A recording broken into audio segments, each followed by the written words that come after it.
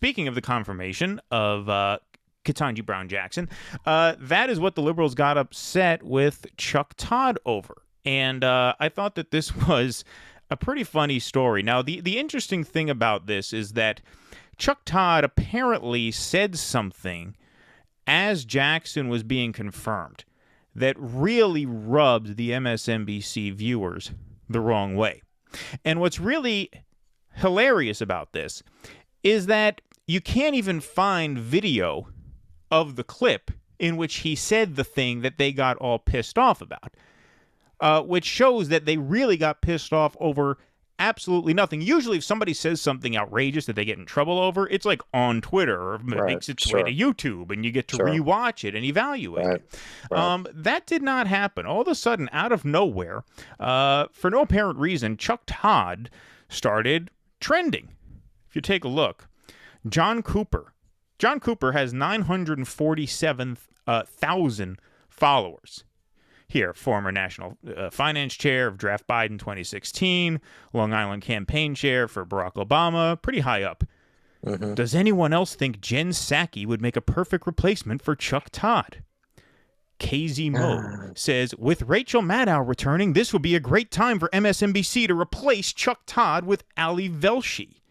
Who else thinks Ali Velshi should permanently replace Chuck Todd? I'm trying to think, what the hell did Chuck Todd say? Oh, here's what he said. Here's Joan Walsh. We all know Joan Walsh, right? I really try not to join the pile-on with Chuck Todd, but WTF. And then she quotes what he actually said that got him in so much trouble. Quote, this, meaning the confirmation of Jackson to the court, this might be the last victory for this White House. So apparently, what Chuck Todd said was, as Jackson was being confirmed or as she was giving her speech, like I said, I don't know exactly when this happened because you can't really find video of it. That's how unremarkable it was. It was just a pretty standard issue piece of punditry where Chuck Todd said, you know, this is a great accomplishment for Joe Biden, as it is. Of course, getting someone confirmed is always a big deal. This is obviously a historic day for the reasons we've already mentioned. And then Chuck Todd makes, what is a fairly reasonable assessment. And look, I am the second to last person on earth to defend Chuck Todd. The last person on earth to defend Chuck Todd is Russell. And so I think we would both agree, though, that that's a pretty reasonable piece of punditry there. I mean, if you look at the way the midterms are shaping up and the way 2024 is likely to shape up based on Biden's numbers, yeah, it's likely that they're going to lose the House at least, if not probably the Senate, in 7 months, at which point nothing else gets through. And then, given his 40% favorability rating, they probably lose the White House, and this is probably the last big thing they get done. Mm-hmm. Sounds pretty reasonable to me. Go ahead. Sorry. I didn't mean to steamroll you there. There's something about his hairline, the set of his face. He just looks to me like a guy who's been given a prefrontal lobotomy and thrown on TV. That's how Chuck Todd reads to me. Yeah, but I always said he has the intellect of Wolf Blitzer with the ego of Rachel Maddow. Like Wolf Blitzer knows he's an idiot who doesn't really belong on TV. Chuck Todd thinks he's knocking it out of the park. Right. He does that lip smack. He thinks he's a fucking newsman. Yeah. He thinks he's Edward R. Murrow for the internet age. He really does. You can really see that he believes he's nailing it every episode. But it just goes to show you there's no pleasing these people. Like how deep does Chuck Todd have to imbibe Washington groupthink down his throat before he's allowed to make an offhand comment without them all piling on him? Well, the other thing I think his entire show, all he does is parrot their talking points. Yeah, I mean, Chuck Todd is as loyal a DNC stooge as you could possibly get. And I mean that almost literally. In fact, you may even say literally. In 2016, Chuck Todd went off the reservation for a couple minutes and mentioned the fact, he didn't even defend this, but he mentioned the fact that a lot of Bernie Sanders supporters were upset that the DNC wasn't treating them fairly. And very shortly after that, Debbie Wasserman Schultz, at that time head of the DNC, sent MSNBC an email saying, do not cover us that way again. Do not let it leak on your airwaves that anybody is even accusing the DNC of any foul play.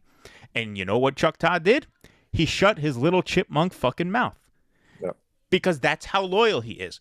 And when he steps an inch out of line, that's not good enough. No, it's not good enough. And you look at you look at their tweets, and it's so high school.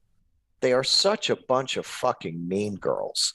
That's how it reads. And they are. And Chuck said this. Who thinks that Natalie should be the new prom queen? Because I think Natalie should be the new prom queen instead of Chuck. Chuck shouldn't be the prom queen. Like, that's how they sound. They're such disgusting fucking creeps.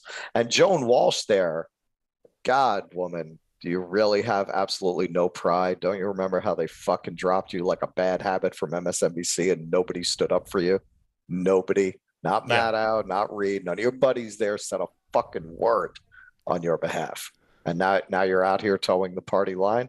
Like really, okay, she didn't have her own show, but you didn't suck up enough of that money that you don't have to degrade yourself this way. Yeah. Really? No, it's I mean, she's always been, like borderline awful. Like, she's one of those, like left adjacent liberals who every once in a while has something worthwhile to say, but she's just gotten worse and worse.